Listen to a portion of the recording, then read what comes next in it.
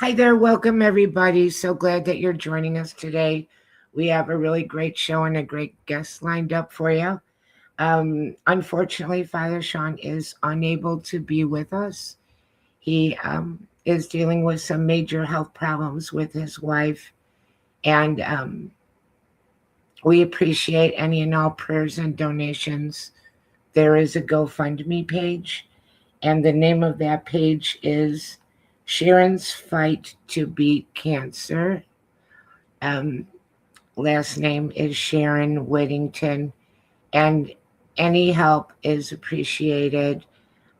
He extends his apologies for not being able to be here. Father Shawn is a priest with the old old Catholic Church, and he's an author. You might know him from being on the Travel Channel. Eli Roth presents the Legion of Exorcists.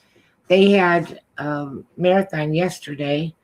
That shows on Travel Channel, also Max, also HBO Plus. He is the author of 2 books, God, Ghosts, and the Paranormal Ministry, Volumes 1 and 2. These are really great books. They're collections of his cases. And that is another way that you can help Father Shawn. His books are available on Amazon in paperback and Kindle, and also from his website, ghostbegone.biz, where you can get a signed copy. Also, you could make a donation through ghostbegone.biz if you can't find the GoFundMe page for Sharon. I am Annette Munich. I am the owner of Stellium Books. I do have a new book to talk about today, which is Gatsby by James Baxter. Really fabulous book. If you enjoyed The Great Gatsby, you might really love this book. I know I did. It talks about the time period where Gatsby went from being a little boy and growing up to be the man that he was, and the circumstances that formed that and the decisions that were made along the way. Very beautifully done, very holding on to the tradition of the story by F. Scott Fitzgerald. Our guest today, which everybody's looking forward to, another author. I'm a book girl. That's the way I like it. Never get enough. Maxim W. Furek. He's with us, and I'm going to bring him on right now. Maxim, welcome so much. Very good. Annette, can you hear me? I do hear you, and you hear me? I can, We and can just for the listeners out there, it's pronounced Maxim, Maxim. not the Canadian or French Maxim, Oh. but Maxim.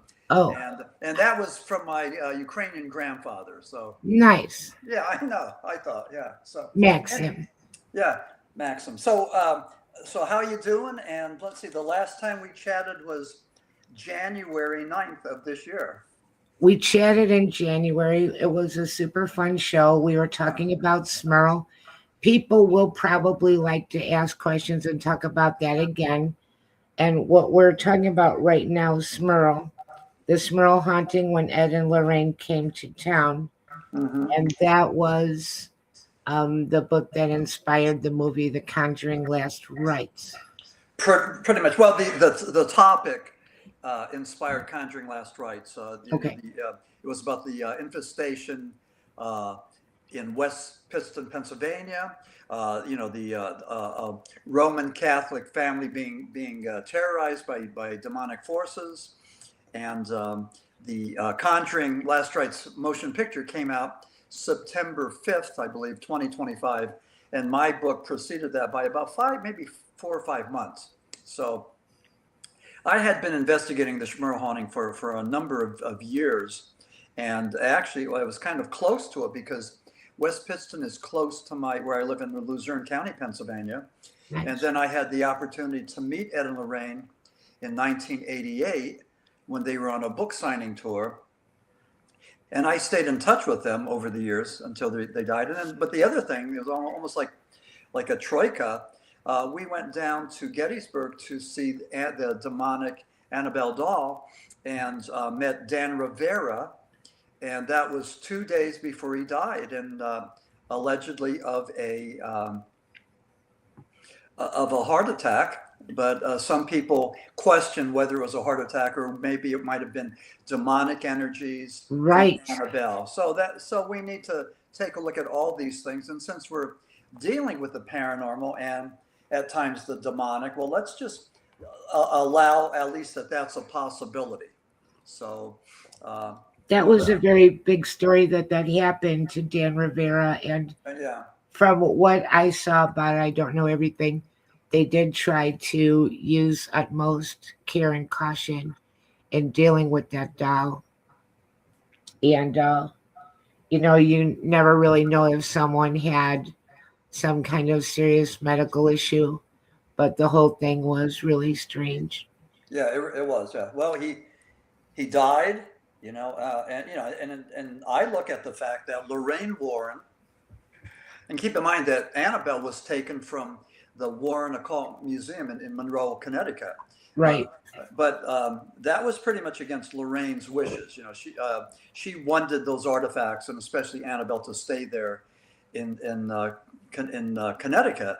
And in 2025, some of the folks from the New England Society for Psychic Research decided to put together the Devils on the Run tour, and they took Annabelle around to places like San Antonio, Texas, New Orleans, the West Virginia Penitentiary, and then of course Gettysburg, Pennsylvania, where I saw the doll and also met Dan Rivera. So it was a lucrative tour. They made a lot of money from this, and also, unfortunately, a young man, Dan Rivera, who was a former Methodist, who converted to Catholicism. And when I met him, I mean, what we did is we talked a lot about what I call God talk. We talked about Christianity, and we talked about things like, and he did that.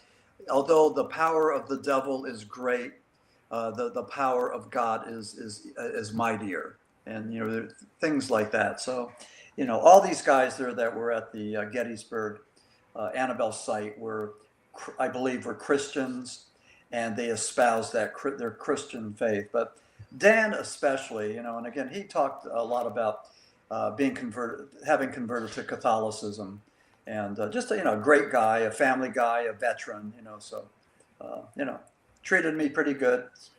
I thought he was a nice guy. Very, very sorry to hear that all that happened. Me personally, I think it's kind of dangerous to do that with a cursed object. I would go beyond saying haunted objects. I would say a cursed object. Yeah. And even if we want to say that, if you want to argue the point and say, well, maybe it wasn't demonic, maybe there weren't demonic energies, maybe there were, how could I say this? Maybe demonic human energies, maybe that doll was infused by the thoughts of so many people, thousands and thousands of people that saw Annabelle, that believed she was demonic and just projected these energies there and created something. And we've heard about this before. The mind is a powerful thing. It's capable of doing a whole lot of things. And, when you talk about the power of, many minds together, whether it's a coven of 12 or fewer, or if it's a Christian prayer circle where all these people get together and use their innate abilities for healing and helping, then, just maybe something else was happening there that we don't know a whole lot about. So again, there's a lot of room for conjecture, and I think the verdict is still out on Dan Rivera. And we'll never know. Probably not. Not. Yeah. And also that Annabelle doll and story has been around for a very long time. Yeah. So there's a lot of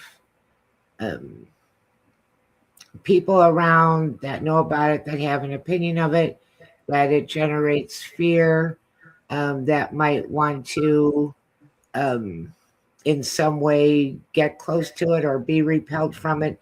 It's an emotion generating object. Exactly. Yeah. I mean, it conjures fear or, controversy, a whole lot of things. But, we knew about Annabelle from the exploits of Ed and Lorraine Warren, the Roman Catholic demonologist.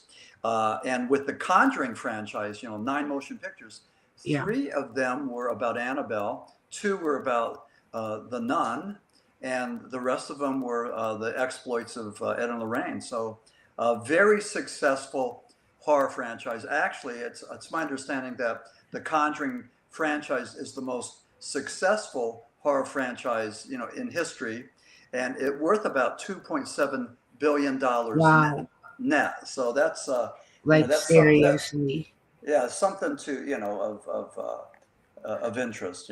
Just incredible that. Well, what's incredible too is why is there such a worldwide fascination for the demonic, for the exploits of Ed and Lorraine Warren, for the rite of exorcism, for all of this stuff that is on the dark side. I mean, imagine that. There's people around the world that can't get enough of this. Well, This dance into the demonic. I think a couple of things, and we could throw a lot of items on the table with this, really. But the one thing I'd like to say is that the thing about Annabelle that's so horrific is that was a Raggedy Ann doll. I had one. I had them for my daughters. We all knew what that was back in the day. It was very common, and a lot of kids had it. Beautiful little doll. You could throw it in the washing machine, drag it around. It Yeah, didn't matter. yeah, And we had them and we loved them. yeah, So if, let's say, if this is demonic attachment and interference, which there's a good chance it could be, it gloms onto something that was a symbol of sweetness, innocence, and turns it into something dark, terrifying, and heinous. Um, so that's not just a huge emotional charge, but really bothers people. And you see that in other things too. A little bit off topic, but I used to love clowns until John Wayne Gacy. mm-hmm, So there's different things that we always felt more than safe around. We felt joy around, mm-hmm. and then it was turned into something really dark. Um, the fascination with these things, part of it is that because it strikes an emotional chord to someone that had a doll like that when they're like 3 years old. Mm-hmm. For as long as they could remember, they had that and slept with that. And then that turned into something terrible and terrifying and a symbol of not just haunting, but demonic. Yeah, yeah. And if you could see in my background there, I have not only Annabelle, or Raggedy Ann, I should say, but also a picture of the nun. And I think I paid $1 for the Annabelle, for the Raggedy Ann doll. But anyway, so, my wife wants to know why I have this doll in my office. But it's just there. It's just show and tell. So, Yeah. but yeah, and also I just want to say I'm sorry that Father Shawn can't be here. I keep on missing him, but at some point we'll get caught up, hopefully, and have a nice chat too. So Yeah. And he said to me earlier to make sure that you know that he's sorry that he wasn't able to be here, but sometime in the future, we're going to make it happen and come back on because we love having you. And yeah, this show is a platform that's perfect for certain kinds of conversation that you're really good at. yeah. Well, thank you, but I do want to say this. I had as far as Father Shawn. I had the opportunity to listen to him. He was on the Paranormal Underground podcast in September of 2024. And I was taking notes, but there were a couple of things that he said, actually 5 things that I just wanted to read. These are, like I said, I took notes from this 2024 podcast. But Father Shawn said this. He said, one, we are not in control. We know nothing. We need help.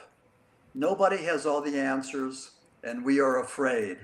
So he was talking about the demonic. He was talking about that the devil and demons are real. He talked about conjurers and cursed properties and a lot of the things that he dealt with. I mean, horrible things. And, when you look at one or two things, it may just be a coincidence, but when you see a number of them, sort of like J. Allen Hynek's high strangeness, like elements of high strangeness. And with Right. Father Shawn, he was talking about things like black birds attacking, voices, burst water pipes, bees in the garage, noises on the roof, might have been a pterodactyl. I mean, just a sulfur smell, a whole lot of things. So, I mean, he has some stories to tell. And I need to go and get a couple of his books and read about his exploits into the dark side. His books are so scary. They're the scariest books I ever did. You can't predict what's going to happen next. I'll say a little bit about it. Maybe people will. I don't think I'll give away too much. Plus, also on Eli Roth Presents Legion of Exorcists, some of those stories are his stories. Okay. And what they did was they had 6 exorcists, and each episode told 2 stories. And some of those stories were his, but he has some stories in there that are deeply disturbing. One was about an old folks home. That really bothered me. Mm-hmm. Possessed patients in an old folks home. Mm-hmm. And the way that he handled that with the people that ran the center were not cooperative with him about wanting him to have access to do some of the things that he wanted to do. Mm-hmm. Another one was like a traveling gypsy carnival. Another one was a Native American story where the old man was like shape-shifting. Oh, okay. It was kind of werewolfy. I mean, you just never knew from one page to the next what was about to happen. Mm-hmm. And what I really love about his books is that when it gets really intense, he'll say something funny to kind of break that. And then the stories do get resolved. Mm-hmm. And he tells you the prayers and he tells you the procedure of what happened. So that way you see that light always wins over darkness. And curiously, doing his books, I had paranormal activity in my life while I was working on his books. And that's not the first time that happened. Mm-hmm. And I make jokes about it, but sometimes it's not funny because I feel like whatever is out there, especially books that deal with demonic, mm-hmm. whatever is out there, they don't want these stories, especially if there's prayers with it, going out into the world. Mm-hmm. And so a lot of it is to mess with me, make it take longer, delay. I've had the page numbers be scrambled in a book where, I'm not putting them in by hand. I'm in Microsoft Word, putting in page numbers, come back. The page numbers are scrambled. The pictures in the book are upside down. Wow. Okay. Smelling of sulfur. Right. Things like that. Sounds like things are falling in the closet and nothing is. These are what? Signs of infestation? Signs of a haunting? Signs of what? I think, again, it could be haunting. But if I'm working on a book that's about demonic, then I think it's dark spirits that just don't want the book to go out, because once I put the book out, it all stops. Okay. once it's out into the world and they can't stop it anymore. Um, we even had, this one's really weird, but I'm making a show about me. I apologize. No, yeah, it's fine. It's fascinating. I mean, I find it fascinating. We're on a mini farm out here in Oklahoma. I'm from Chicago originally, but we have big water tanks. And the water tank in the greenhouse um, was totally empty before the day before. It was over halfway full. There was no water on the ground. The spout wasn't open. There was no leak. All the water was just gone. Then another couple of days went by, and then another water tank did that. And again, it's like, where did the water go? Because I'm talking about big water tanks. There's no water on the ground around it. The water's just gone. So I did something that I learned from Father Shawn. We'll do this for Father Shawn from his books, and I thought it was great. I have I bought in bulk Archangel Michael medals, and I had them blessed by a Yeah. priest back home, and tied medals to the spigots of all the water tanks, and it stopped. We had more water tanks than that, but that was just kind of crazy, and no explanation, and no water on the ground, and it would be like a lot, but it wasn't. So, and I guess you could say we're way out in the country. Some kids came onto our property to empty our water tanks or something, but we also have 5 dogs. So that's highly unlikely. Yeah, sure. But, it's just things to do to mess with you, aggravate you, slow you down, show you what they can do, a little flex, odd things. And it's to the point that when I'm working on a book that deals with the demonic, that's nonfiction, I tell everybody in my family, and they can tell me if they don't want me to do it. Mm-hmm. Because I'm not the only one that gets affected by some of this crazy stuff. Mm-hmm. But then again, as soon as the book goes out, it all stops. I really believe they just don't want the books to go out. They try to slow down the books. It could be that you're in a certain place, you're in a certain vibration that they're coming after. Could be that you're more attuned and more sensitive to, the demonic entities. It's hard to tell. A lot of my friends who are, say, born again Christians, a number of them have reached out to me and told me not to get too close to the flame. Don't get too close to the demonic. And I believe that I approach this more as an academic. I'm just curious about what's on the other side. I'd like to approach it like that. I'm a skeptic. But yeah, I spend a lot of time researching demonology and the rite of exorcism. And I don't know if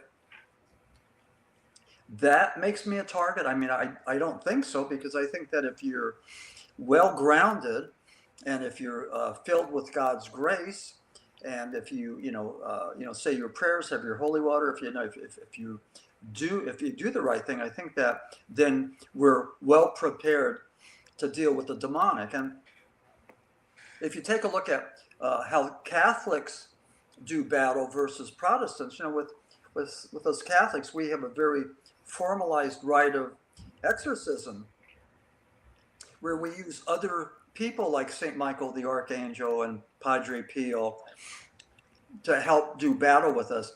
A lot of the Protestants believe that, no, if you're a believer in Christ, then you have the power yourself to do battle.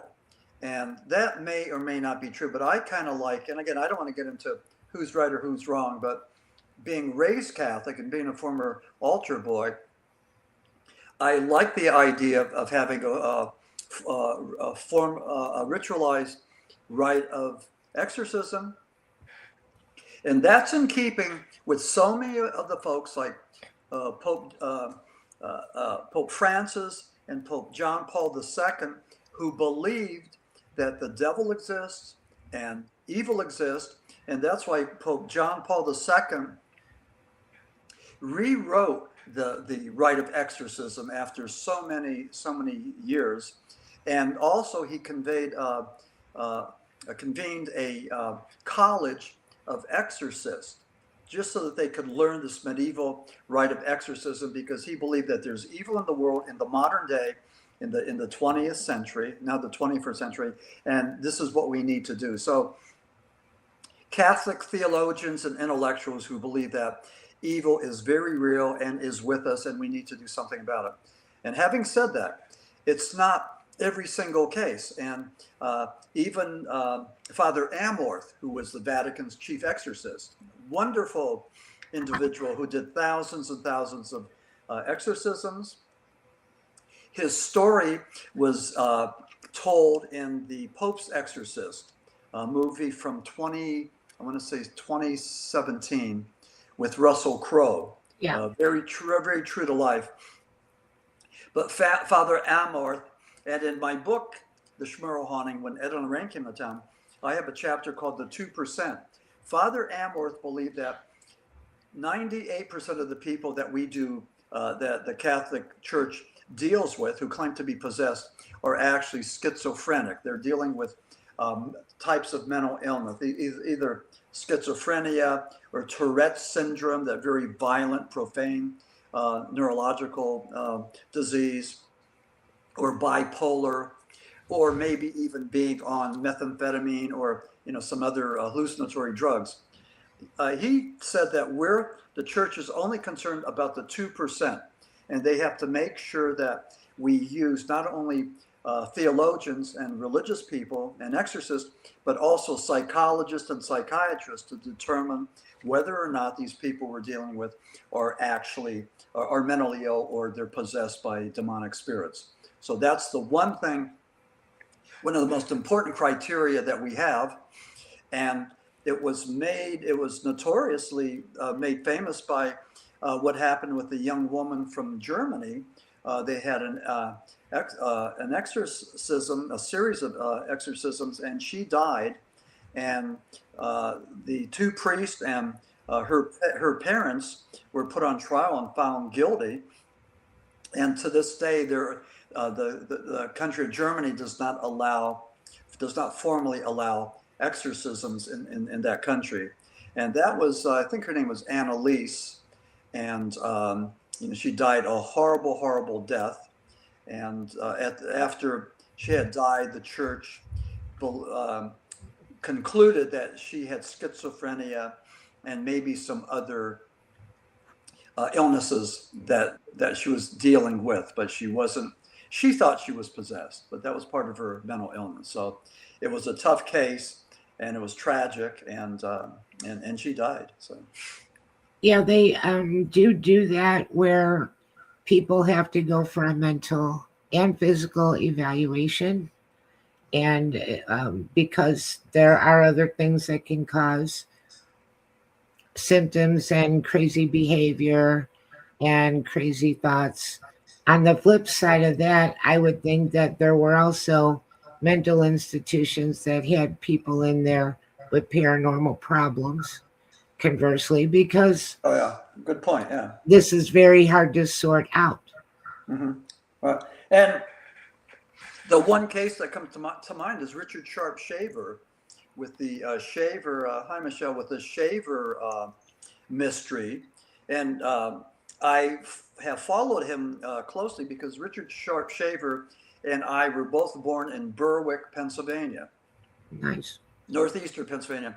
And Richard Sharp Shaver claimed that he was captured by evil robots, the Deros, and held prisoner in these subterranean caves. And then Ray Palmer, Rapp, his publicist, confided or outed him and said that no, he wasn't trapped, but he was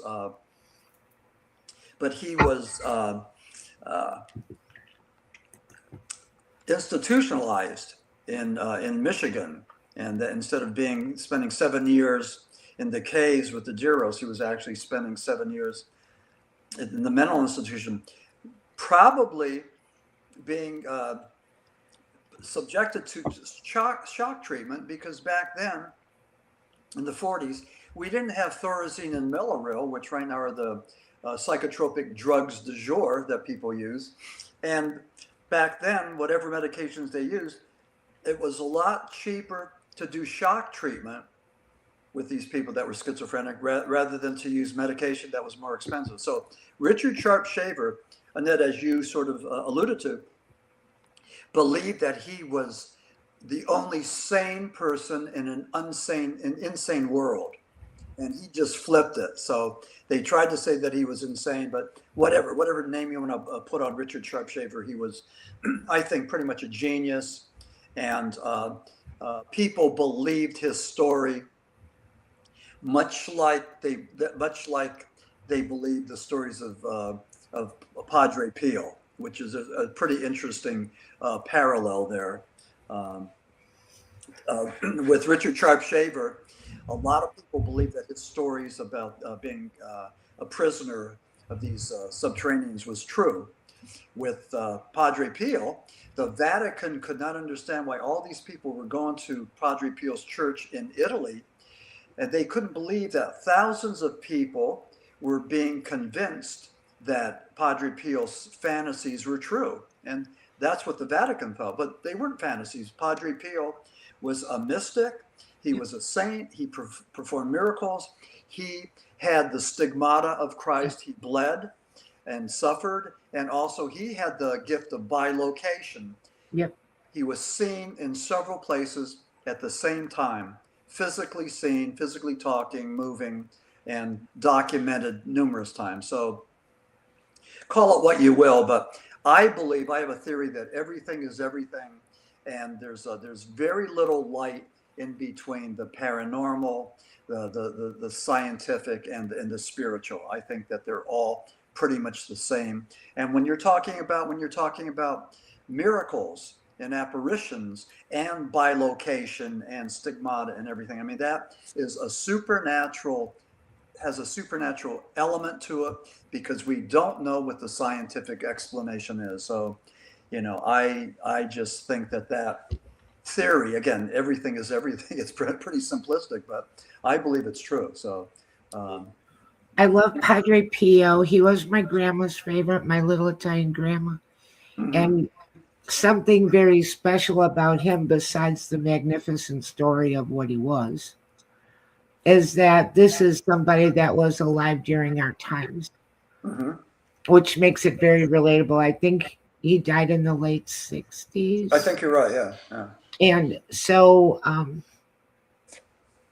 I think that makes him very relatable. And what a story with the stigmata. And he knew things about people. And he asked his guardian angels for a lot, and they helped him. He also, they say he was attacked regularly at night by demonic forces. Mhm. So he went through a lot of that.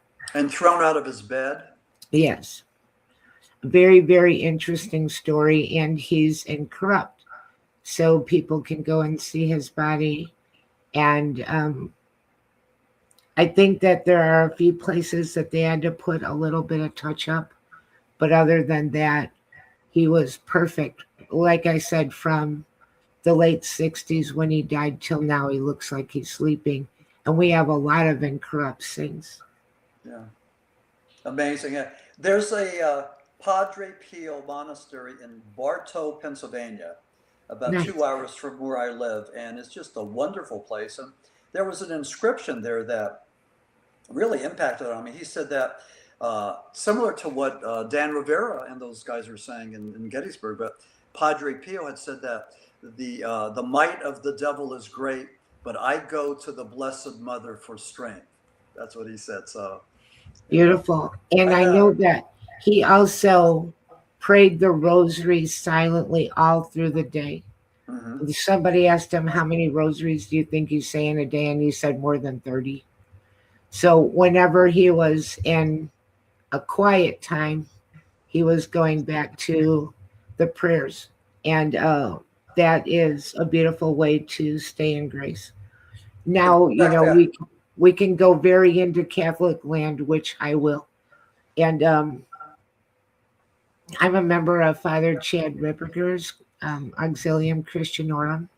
I don't know if you know about that, I but do not, no, no. at the last that I knew, we had 40,000 people. Every night we say devotional prayers and we pray a rosary every day. And it's for support of priests and all other people that are in spiritual warfare. Right, okay. So it's like a support network for people out there that are doing the hard stuff. And Father Chad Ripperger also has a book, Deliverance Prayers for the Laity.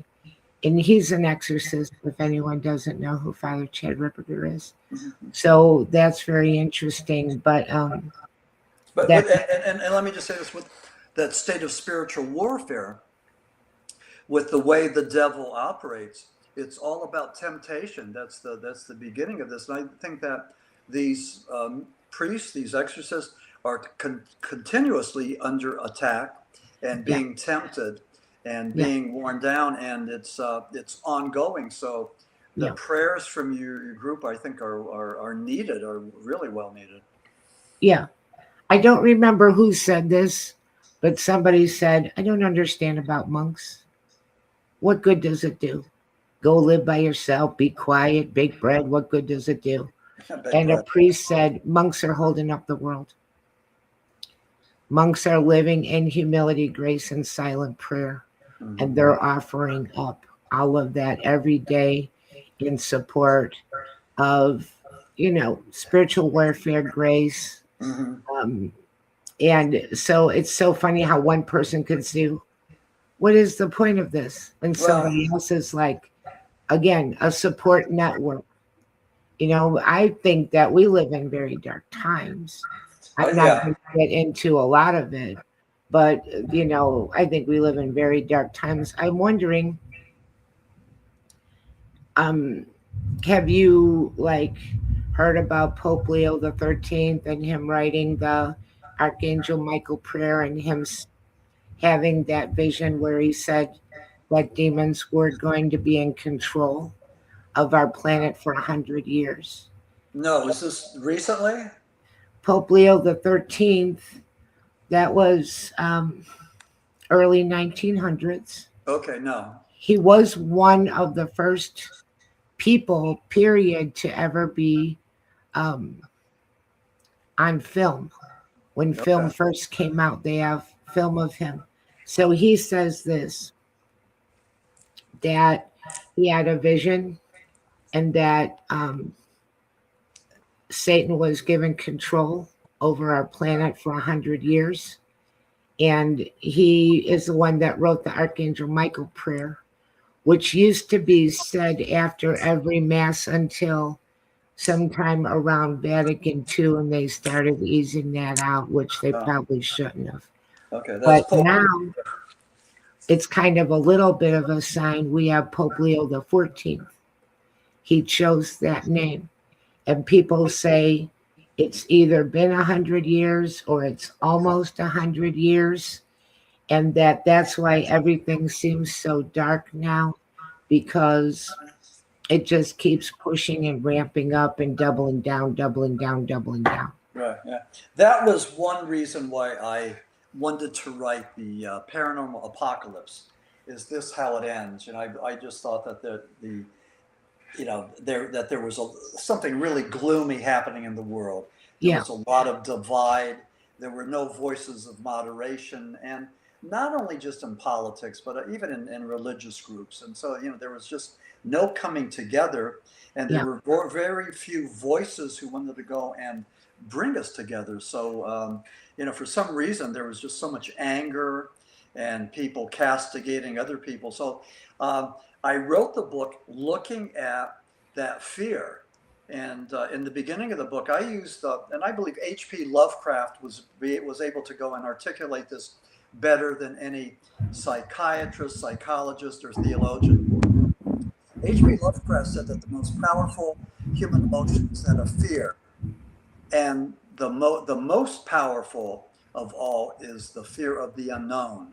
And I think that's what a lot of us are concerned with. And when you talk about the end times, the eschatology, the eschatologists looking at the end times and how's this going to end. But I think a lot of us are looking at things like wondering, with with World War III, how close are we getting to that? Again, it waxes and wanes. It looks like maybe we're, getting things, settled or rectified over in Iran, but we still have North Korea, we still have Russia, we still have China, we have a lot of unknown variables, and who knows if they might just strike at any time. But with the fear, like how will it end? People think about maybe World War III.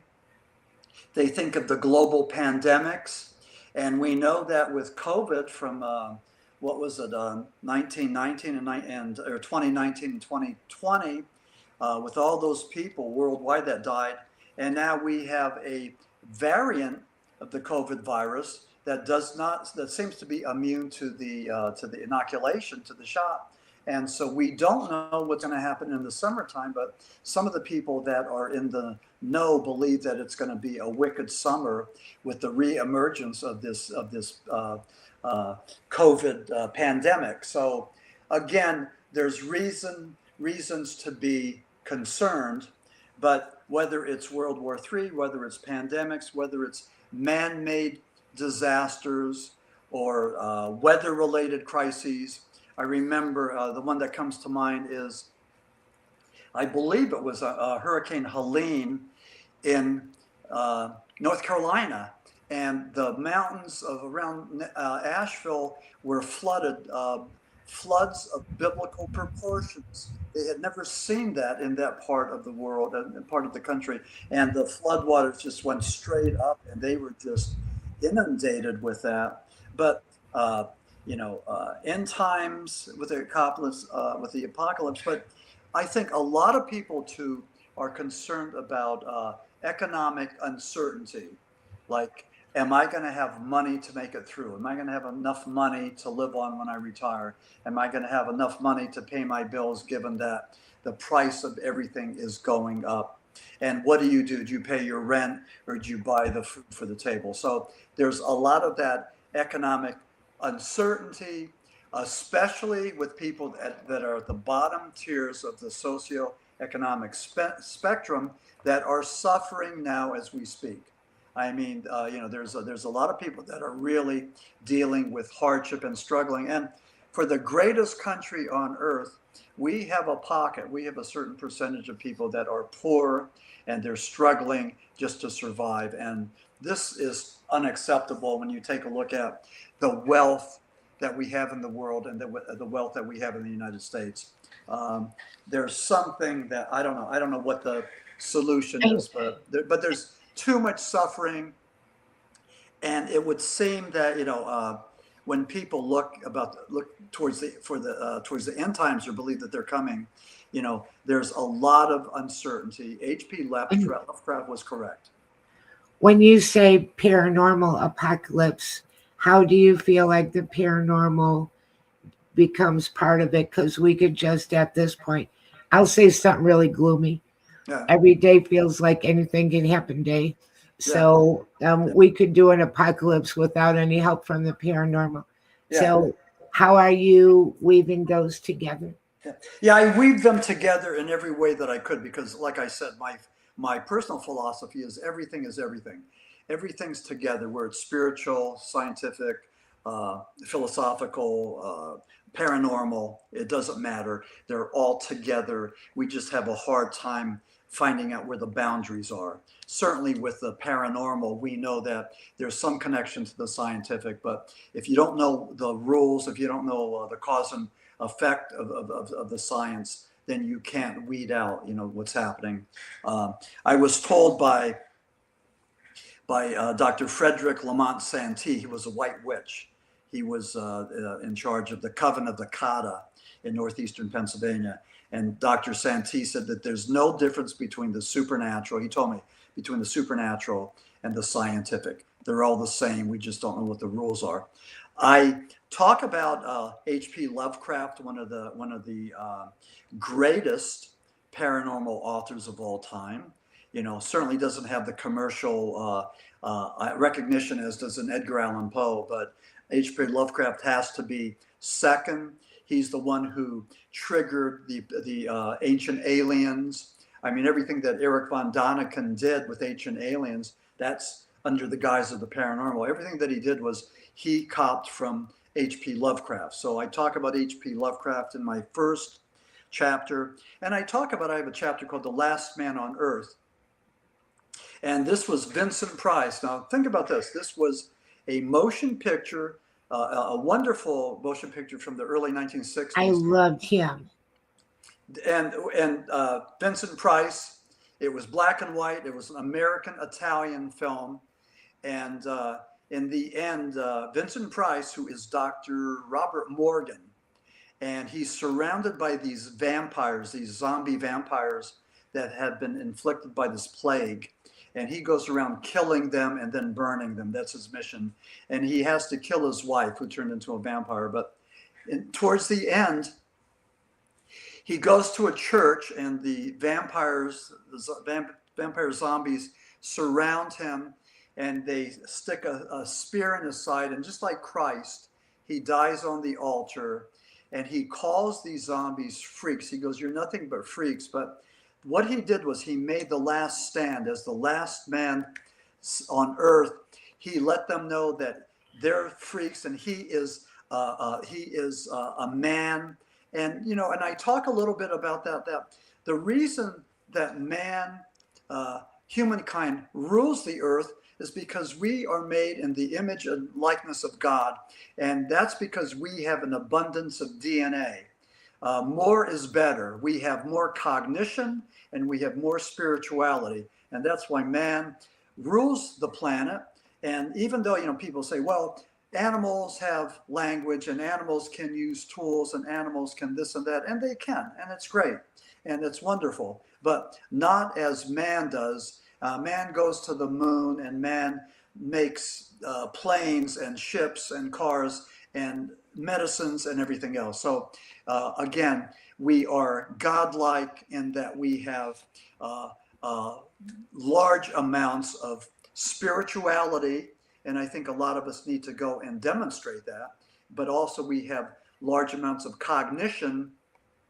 And when you look at stimulus, cognition, response, this is what we should do as humans. With animals, it's stimulus, response. Something happens, they just respond to it. With us, before we respond, we should think, look at the possibilities, and then do that. So, man rules, and I talked about that in the Last Man on Earth, which I recommend all your listeners to take a look at. It's probably free on Tubi or one of those other programs on TV.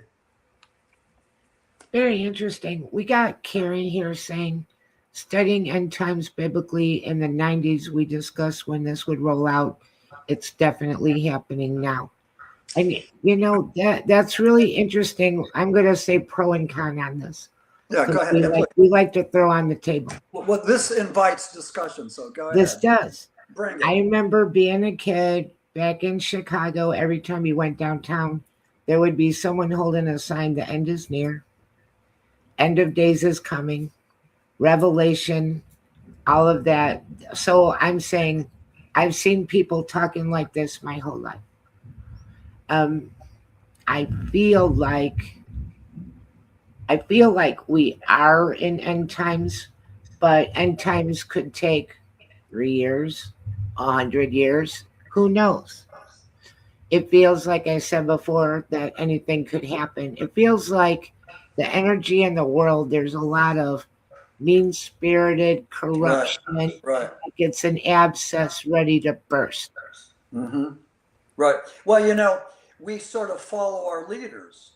We sort of follow the mindset of our leaders. We follow their example. I remember as a young man when John F. Kennedy, he was our beloved president, and when he said, don't ask what your country can do for you, but what can I do for my country? And he motivated and inspired so many kids to do things like to join the Peace Corps.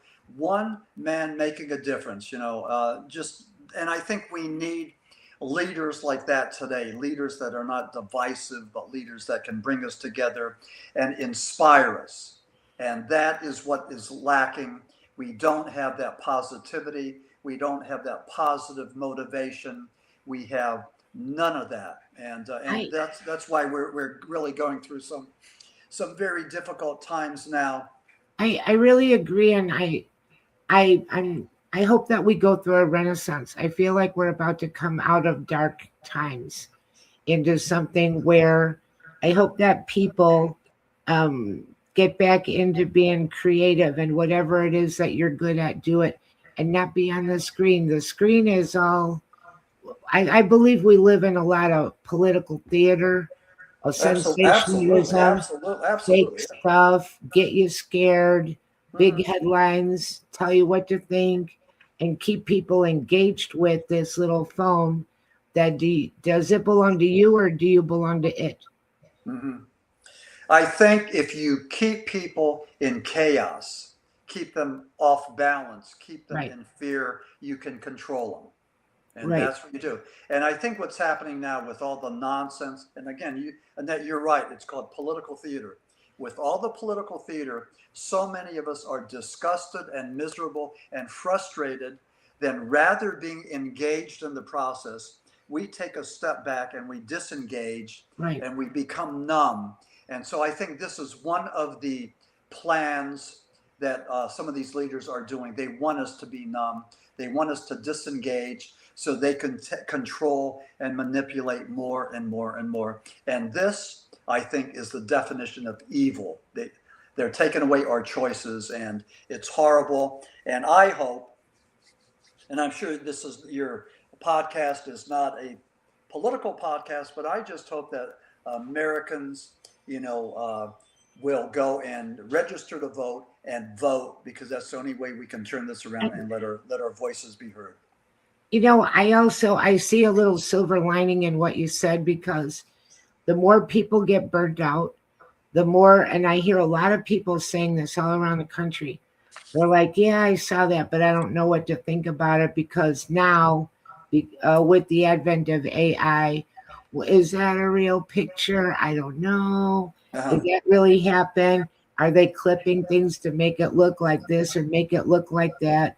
And people get exhausted. And then what happens is they start to lose control of the people, where they're looking at things going, maybe that happened, maybe it didn't happen. I don't know what to think, because we've been on this roller coaster now for a while. Yeah. And every day it's something else, and we understand who hates who, and we understand who's trying to chop who off at the knees. So Yeah. whatever your opponent is, they're evil and the bad guy. And it's sometimes a distraction, so you don't look or think about other things that are going on. But a lot of it's just really kind of wicked, and But you do again, get I burnt mean, out. just like with you and I mean, we are talking respectfully. We're not calling each other names. We're not castigating each other. We're not making, having nicknames for each other. We're allowing each other to speak. We're not being prejudiced against each other. I mean, we're doing all the right things. That's the message that our political leaders or our political leader should be giving us. And that is not happening. What's happening? It's ugly.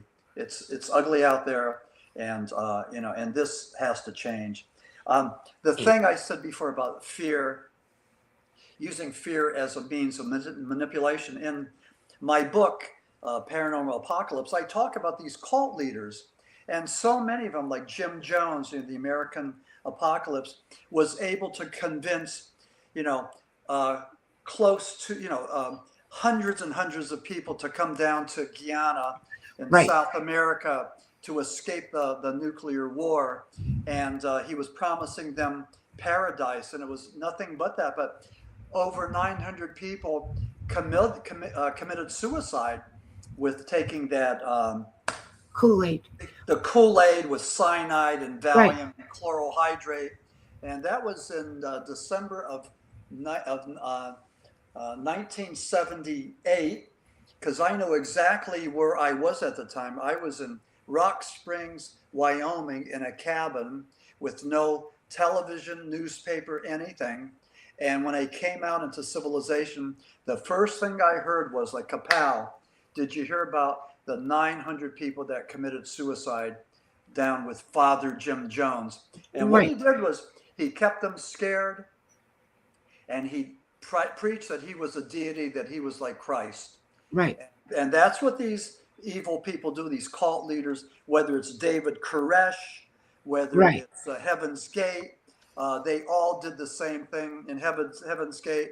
Applegate said that him and his lady friend were mentioned in Revelations, but they all used the Bible as their means of seducing their congregants into winning them over, using the Bible for evil purposes. So again, these are people, again, this is in keeping with our conversation here, people that have given up on self.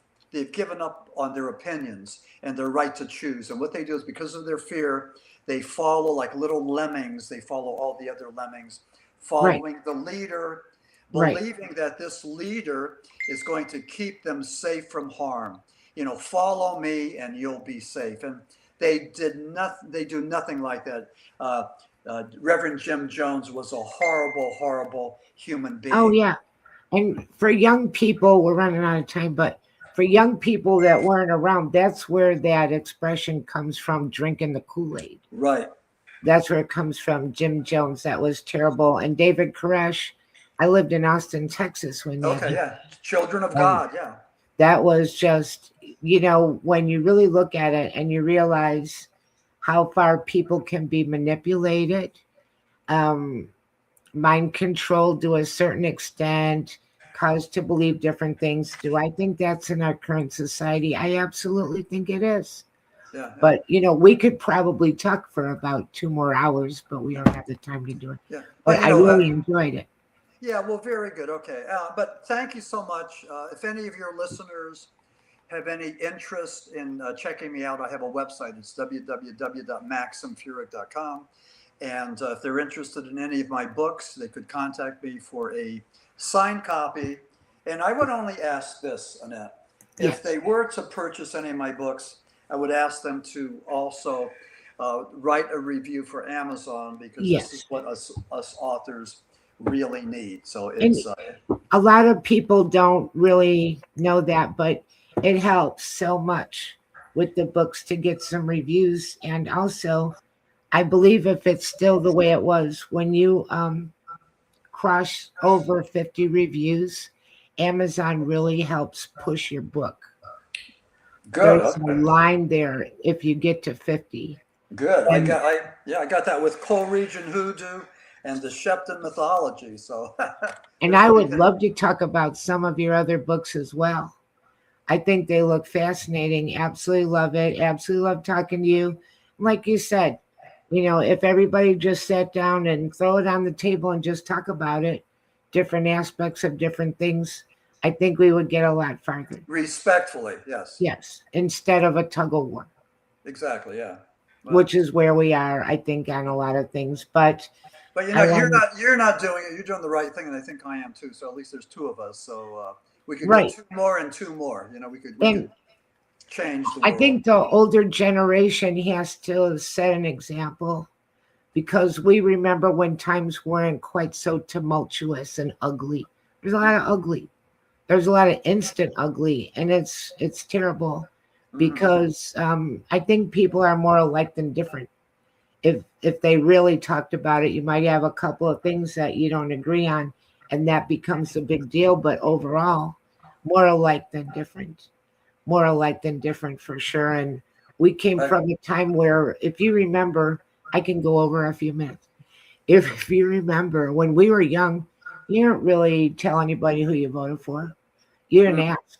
And you didn't tell anybody if you went to church or not. Like, that was considered kind of rude to ask, and people got along. And it wasn't everything brought up and shoved in everybody's face all the time. And I think it's better that way, that it should be personal to an extent. You don't have to defend, your religion. You don't have to defend all of your issues every moment of every day. You can live and let live to some degree. Say what you think and let somebody else say what they think and really listen. But you know what I think too, not to throw a wrench into your thought, but I think with some of the younger people today, I think they're having a conversation. We never had it during our generation, but I think they're having a conversation of how do you identify, him, her, or it. And we've never had that. And I think that these young people are looking at this and trying to figure out if there's more than, what they think they are. And a lot of this we don't understand, but it's seems to be a topic with younger people. So, I don't know. I don't know, how to look at that, how to embrace that, because I don't know that much about it. What I would love to do, I would love for you and I to, this is April 10th, 2026. I'd love to in a year see what has changed in the world on the topics that we spoke of today. Okay. That would be interesting. What we've learned, what ways things have headed, what issues seem to have faded away, what issues seem to be more prominent. See if the pandemic hit. Yeah, and all of the see if the prices went up or down. Yeah. Paranormal occurrences and just kind of like the general take the temperature of what's going on. And see if Paranormal Apocalypse, is this how it ends, reaches 50 reviews on Amazon. That would be lovely. That would be perfect. Yes, I know. Thank you so much. I really enjoyed having you here. Such a great conversation. We could go on for days, I'm sure, because I really enjoy it. I appreciate it. And listen, I was just wondering if you could do me a personal favor. Sure. And when you talk to Michelle DeRoche, could you have her send me maybe a case of Canadian maple syrup? Oh, yeah, everybody likes maple syrup. Just as a nice little token. I want that too. Everybody likes Canadian maple syrup, right? Okay. I hope Michelle's listening. She might be. She's at the station because I was talking to her before the show, right before you came. Okay. For everybody, Maxim W. Furek, author. We will have him back again soon. Many thanks to all of our listeners. Have a lovely night, a lovely weekend. We love you. We appreciate you. Please keep Father Shawn in your prayers. Right. And many thanks to you, PRN Talk Radio, 107.7 FM in New Orleans, 105.3 FM in the Gulf Coast. And we will be back next week with Heather Lee Landon, another author. We had a great show with her. She had about haunted lighthouses and ghost ships in Florida. That was really cool. Okay. And stay tuned for Spirit Switchboard with Carrie Lynn Shellhorn coming up next. Thank you so much. Thanks. I appreciate you. Thank you. Take care. Thank you.